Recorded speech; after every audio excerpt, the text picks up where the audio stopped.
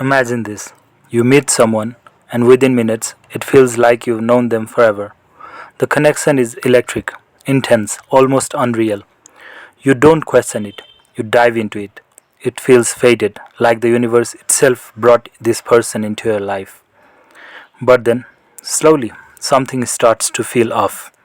The same connection that pulled you in so strongly begins to confuse you. You start asking questions you never asked before. Why do I feel so attached? Why is this so intense? Why does it feel so right and yet so unstable? If this sounds familiar, then Rahu in the seventh house might be at play in your life because this placement doesn't give you ordinary relationships. It gives you experiences that feel destined but are actually designed to wake you up. Let's understand this deeply. Rahu in astrology is not a physical planet. It's a shadow, a force of desire, obsession, illusion.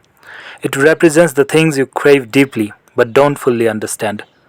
It pulls you toward experiences that feel exciting, unfamiliar, and even intoxicating.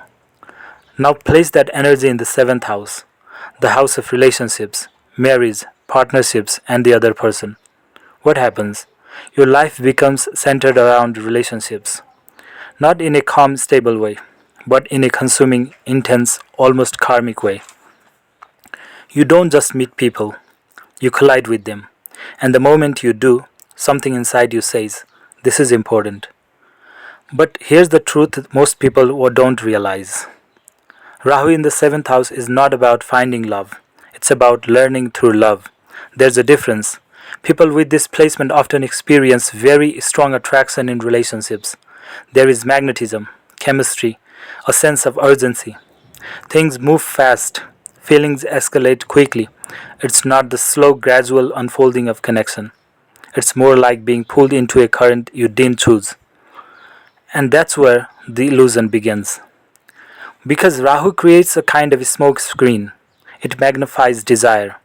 It makes the other person seem more important, more perfect, more meant for you than they actually are. You don't see clearly at first, you feel, and feelings under Rahu's influence can be deceptive. That's why many people with this placement go through cycles, intense beginnings, followed by confusion, followed by disillusionment.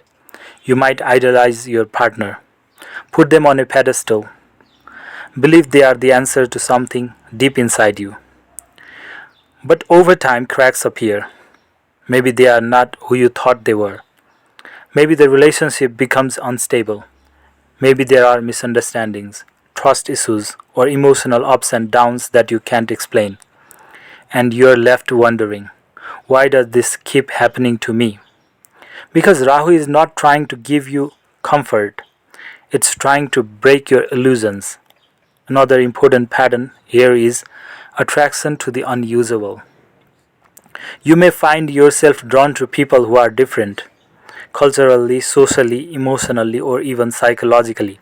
Forward partners, unconventional relationships, or dynamics that don't fit traditional molds are very common. And again, it feels exciting at first. Different feels special, unique feels meaningful. But the deeper question is, are you choosing them consciously? Or are you being pulled by something you don't truly understand? That's the key theme of Rahu. Compulsion versus awareness. There is also a deep fear hidden in this placement, a fear of being alone. Even if you don't consciously admit it, there is a strong inner pull toward partnership. You may feel incomplete without someone, like your identity becomes clearer only when you are in a relationship. So you seek, you chase, you hold on, even when things are not working. And this is where Rahu teaches its hardest lessons.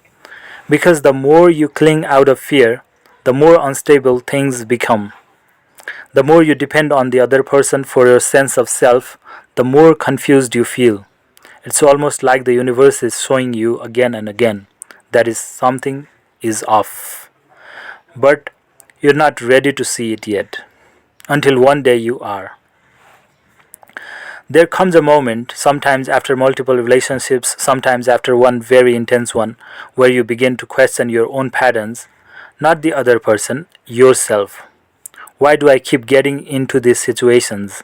Why do I ignore red flags? Why do I feel empty when I'm with someone? And that moment is the turning point. Because Rahu in the seventh house is not here to punish you, it's here to transform you. The real lesson of this placement is not about the other person at all. It's about you, about understanding your own desires, your own projections, your own illusions.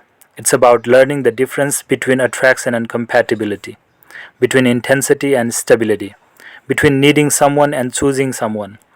And that's not an easy lesson. Because Rahu makes intensity feel like love, but they are not the same thing. Real love is steady, grounded, clear. Rahu love is exciting, addictive, unpredictable. One makes you peaceful, the other keeps you on edge. So the question becomes, who are you actually seeking? There is also a powerful potential hidden in this placement. When you begin to become aware of your patterns, when you stop blindly chasing intensity, something shifts. You start seeing people more clearly. You stop projecting your fantasies onto them. You begin to understand boundaries, and slowly your relationships start changing. Not because the world changed, but because you did. Rahu in the seventh house can actually bring success in partnerships, especially in business or public dealing. You can connect with people easily. You understand how to navigate social dynamics. There is charisma in the way you relate to others. But this power only works positively when you are not lost in illusion.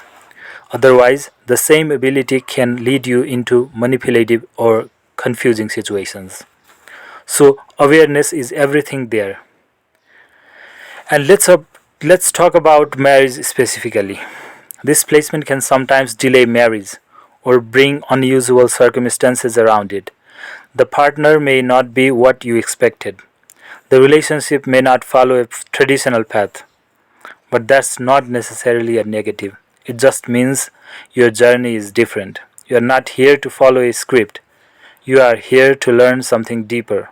And that deeper lesson is this: you cannot find yourself through another person, no matter how strong the connection feels, no matter how faded it seems. Because the moment you depend on someone else to complete you, you give away your clarity. And Rahu thrives in that confusion.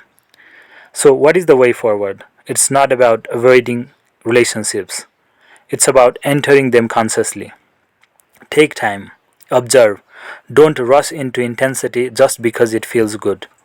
Ask yourself, what is real here? Am I seeing this person clearly?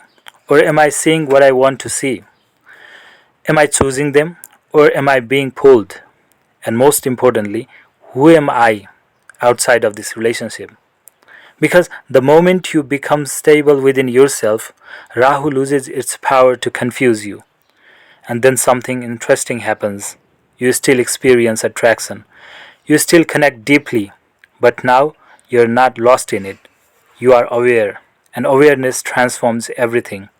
So if you have Rahu in the seventh house, don't think of it as a curse. Think of it as a journey from illusion to clarity, from dependency to self understanding, from chasing love to becoming capable of real love. And once you reach that point, the relationships you attract will no longer feel like chaos, they will feel like truth.